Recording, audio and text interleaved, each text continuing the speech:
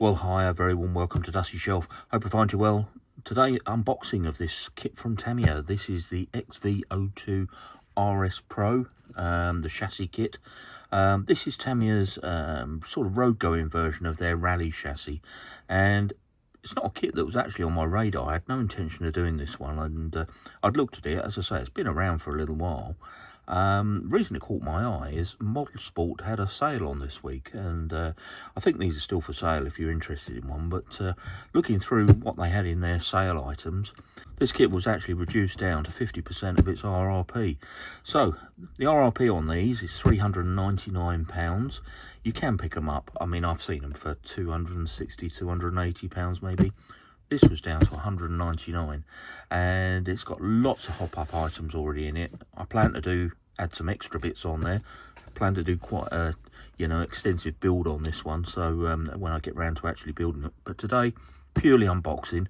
So first thing, I'm going to get the cellophane off. Let's have a look around the box and just talk around the kit, and then we'll have a look what's inside.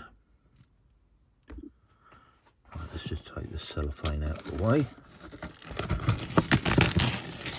It's a brand new box. I've not actually looked inside yet, so you'll see it as I see it. Okay, right, on the front here, give some of the main features. We've got obviously a schematic of the chassis here. We've got the hardened lower deck, which I believe is carbon reinforced. We've got the TRF aluminium dampers, and we've got carbon fibre damper stays. Fully ball raced, it says here. 4-wheel drive, independent, double 8 wishbone suspension, and a shaft driven 4-wheel drive system. I believe the shafts are also aluminium in this kit, so already a lot of hop-up items there, but we'll come to those in a moment. Just looking round on the side here. And on the side here, you see another schematic. We've got the fully ball race bearings in there. The drive shafts I mentioned again. Receiver not included, transponder not included, battery not included. So no electrics in this at all. It doesn't even come with a motor. Over this side, I'm just going to move it across so you can see we've got the carbon reinforced damper stays front and rear. They're mentioned on there. Right, let me just move this across and read this out. So, this 4-wheel drive touring chassis. Now, actually, I did mention that this was the road-going version of the rally chassis. Basically, they do something very, very similar to this, which has longer reach suspension. And this is sort of the road-going version of that. So, they're actually calling it a touring chassis, so I'll call it that from now on. So, this 4-wheel drive touring chassis assembly kit features a front midship motor and transmits power from the spur gear in the centre via identical length front and rear long prop shafts or propeller shafts, and is ideally set for on-road running. 39 tooth differential gears front and rear, and one setup option which is a 40 tooth differential gear are included in the kit, facilitating changes to the drive balance. So basically you can put a 39 tooth on one end and a 40 tooth on the other if you want to obviously change the ratios in which the wheels drive and grip. It features optimum balance and a slim chassis with carbon fibre reinforced rigid lower deck.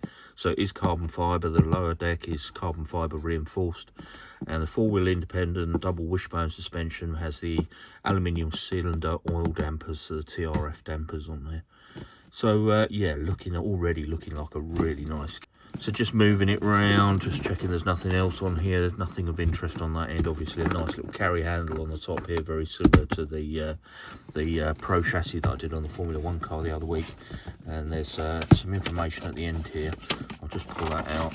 As you can see on here, actual picture of the chassis when it's built up. So yeah, on-road orientated rally chassis. So on here it does actually refer to it as the on-road rally chassis.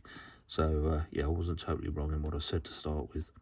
So just before we get into the kit, as I mentioned, you're going to need all the electrics for this. So full radio gear, you're going to need a battery, you're going to need a motor, you are going to need a speed controller. You're also going to need a body for this, because this is purely the chassis kit, which if you're watching this, you're probably already aware of that.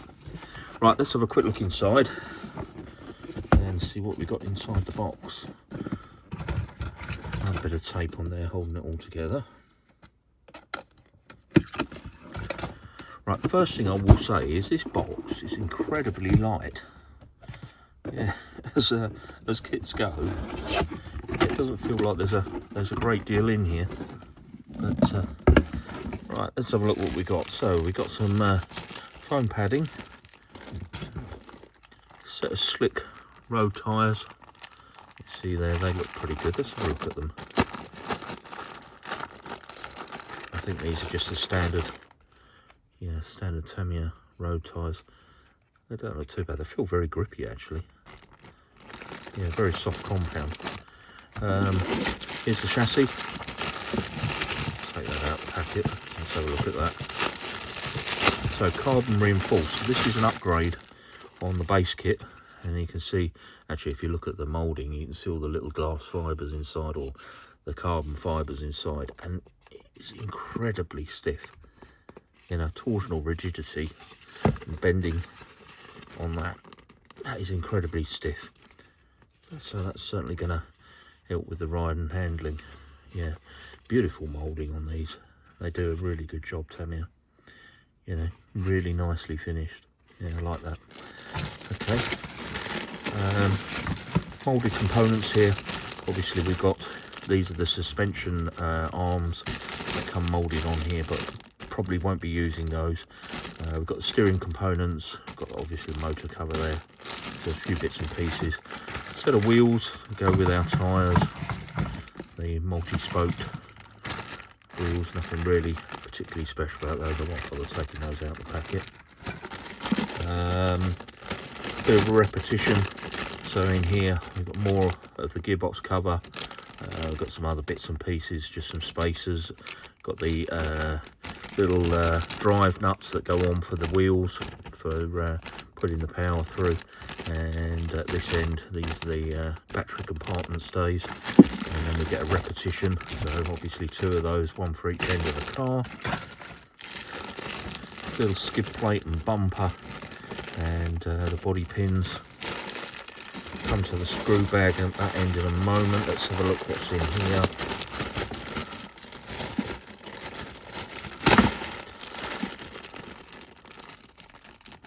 You've got the uprights there by the look of it. They look like the some sort of drive in there, maybe part of the gearbox. Not totally sure. Got the servo saver. I think this has got the uprated. Yes, it has. It's got the uprated servo saver in there, so the high torque one. Set of cogs and various gears. I did think this had a oil-filled diff in it, but yeah, we'll come and have a look at that in a moment. There's all right, we've got the main spur gear here, and two of the differentials. There should be three. So two are the same, and then one is an additional tooth on there. Yeah, there you go. So we've got the three differentials, so you can either set it up as 239 or 140 and a 39 tooth, that is. So yeah, there's your extra additional differentials there. We've got the steering uprights for the front of the car, wishbones. Of course, there are wishbones in there. They look, let's have a quick look at those. They look quite nice. They're nicely moulded. They look like they're in some sort of reinforced plastic. Yeah, very nice mouldings those are. And obviously there's two sets there for front and rear.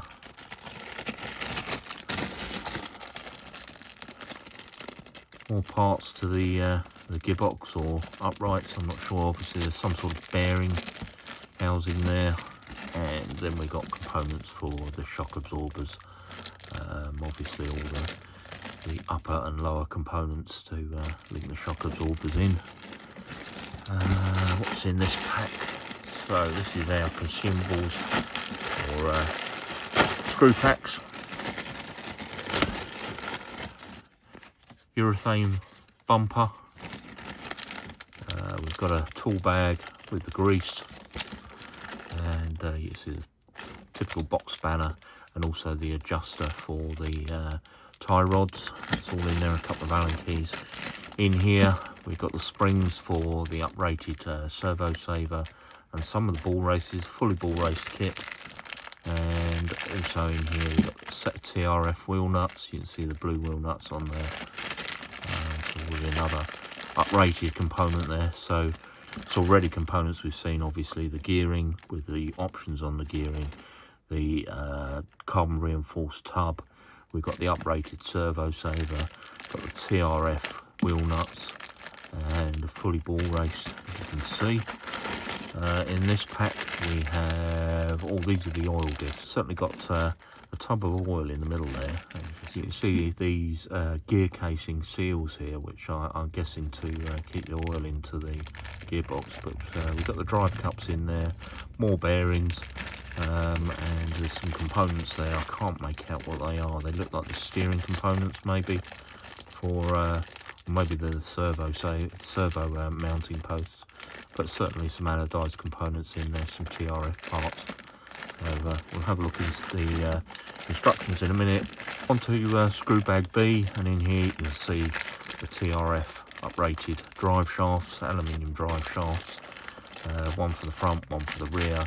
More of the drive cups in there, more of the bearings, and it looks like this is the motor mount. Again, all anodized in aluminium, which is yeah, certainly puts this kit different from your sort of your run-of-the-mill kits. Here's your dampers. So, and then in here we've got the beautiful TRF shock absorbers.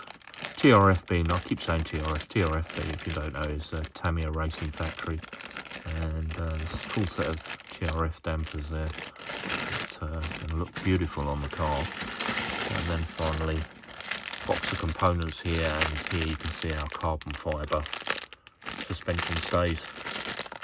There's a couple of other bits in there, like the on here. These are the low friction steering joints, and all of the little drive shafts are in there with the different drive cups. These are uprated drive cups as well, but I forget the name of the joint off the top of my head while I'm speaking at the moment, but they're all uprated, more bearings in there. So yeah, really beautiful, beautiful kit. Lots of lot of optional extras in there. What we got here? Oh, this is the normal Tamiya instructions that just tell you to be careful and don't cut yourself. The usual kind of bits of information. We do get some stickers. These XV02RS Pro Tamiya stickers that I guess you can put on the side of the chassis should you wish to, or maybe on your chosen body. But I'm going to move the box out of the way for a moment. Let's just have a talk through the build manual. So on the cover here you can see we've got a nice picture of the completed chassis, XV02RS Pro chassis kit, and here on the front page, I'm just going to make sure this is centered to the camera. Yeah, that's fine. I just want to make sure that I didn't have it out of shot before I ramble on for 10 minutes. So on the front here, again, just repeating that you do need to buy all the electrics for this kit. So this really is, you know, it says chassis kit, it literally is a chassis kit. So you're going to need motor, speed controller, radio, gear, battery, and also when you've completed it, if you want to run it with a body, you're going to need a body for it as well. So yeah, quite an expensive kit, you know, considering you don't get any of this with it, and you're going to, you know, buy these on top. But I mean, the reason they do it is because once you get to this level of kit, if you're not aware, that you know, you will probably want to run with upgraded motors, upgraded speed controllers, and not the standard things that you get coming with a normal radio control kit. And this just gives you all, you know, plenty of options, so you can choose what you want to put in there. A little bit of do's and don'ts with radio control cars, and then moving on to the build sequence. So got a carbon reinforced tub here. That's quite an interesting design actually, because the gearboxes are built, unlike the TT02, which is built from the top down. This is, you can see the gearboxes mount from underneath. So the actual caps to the gearboxes, or the differentials, shall we say, they're sort of mounted over the top. They're part of the chassis, and then you load all of the differentials from underneath, and then the closing part, which I keep referring to as the cap or the lid, actually comes on from underneath. So yeah, but as I say, carbon reinforced chassis. And you see down here we've got the turnbuckle shafts with the nut in the middle. So basically, once this is on the car, you can adjust your toe in, toe out without stripping the car down, just with the spanner that's provided. Also the low friction open adjusters on the end here for the ball adjusters on either end. Onto the steering, put the steering together. Now I did check, these are actually on one of the sprues, they're not aluminium. This is an option part. If you want to upgrade, I may look into that. I do plan on putting some additional options onto this kit, so we'll see how we go and see how that fares out. Mounting the tie rods across onto the steering assembly, and then the steering assembly dropping into the chassis. We then got the first of the differential assemblies, and you can see, you know, I mentioned the gear bag, all these gears here. Well, they all start to get assembled into the differentials. You see down the bottom here, all the Planet gears in there, and your differential gear on the side there. Again, you've got to choose whether it's 39 40 tooth or 39 39 tooth. So this is where you've got your option to change to the balance on the car. And then over this page, we put in the silicone oil. So that packet that I had earlier, which you can see here, this was the oil filled differential, I was right. So this is the silicone oil that we've got in here. And then over here, you've got, I think I called it, what did I call it, a seal or something, but it's actually the gasket. Gasket was the word I was looking for. There's two gaskets in there to seal the oil inside the differential. Not actually built one of these oil differentials before, so could be quite interesting. Yeah, it's not one I've done, so it looks fairly straightforward, to be fair. But yeah, you just fill it up with oil and put the lid on. So there you go. Anyway, front wishbones, they get assembled, and you see the ball joints going on here, and the rods running through that allow the suspension to work. And then these get mounted onto the lower gearbox closing panel. We're then mounting the bevel gear on the front shaft. So this is the lay shaft for the front gears. That gets mounted in. Drop in the differential. Then this whole assembly drops on from underneath and closes out the front differential housing. Connecting up the steering. And then we do repeat pretty much the same procedure for the rear. Assemble the wishbones, mount them onto the lower gearbox, lower differential casing. Then that drops in with the bevel gear, drops into the car, and then mounts from underneath and closes off the rear differential housing. We've then got the spur gear, so this mounts onto its own little assembly and shaft. This is an uprated part. This is the high speed, which allows the opportunity to change the spur gear to different teeth. Then we've got aluminium drive cups, which are again another hop-up item.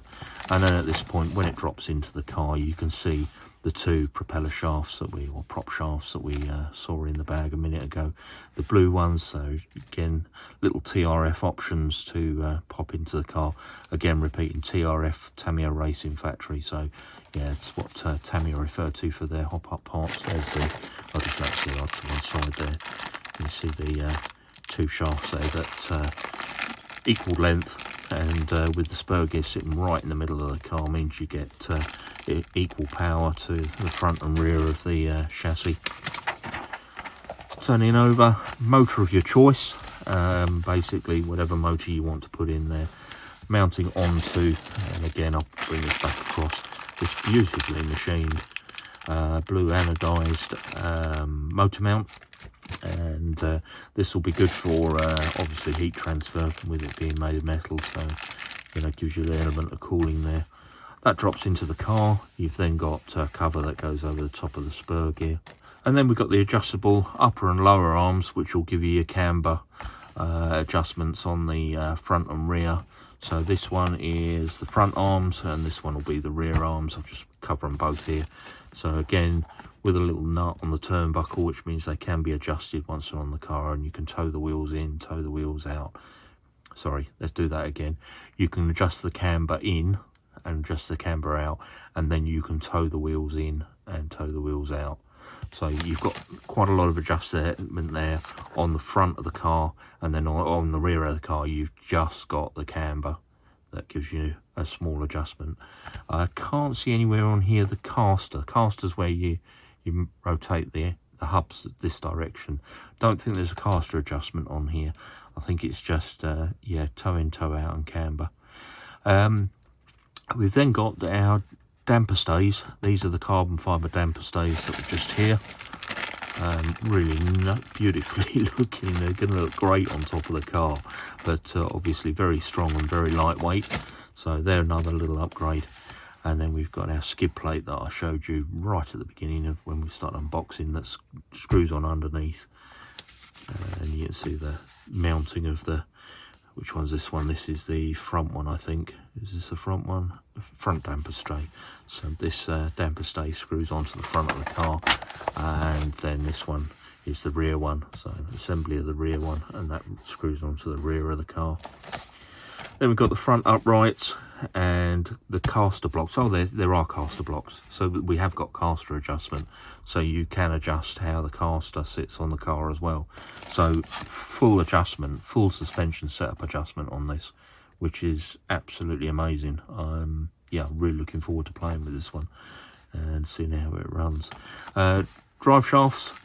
We see the assembly of the drive shaft. So we've got the main cup here, and a pin drops through, locks the shaft in there, gives you universal joint at one end, and at the other is the standard dog bone into a cup drive. Gives you quite a nice little turning circle, I should think, on this. That's the front ones gone together and dropped into the car. The rear uprights and the drive shafts that mount in there. Now note again, roller bearings all the way through. Proper ball bearings all the way through this build of this car. Mounting the rear uprights into the car, again with the appropriate drive shafts on there.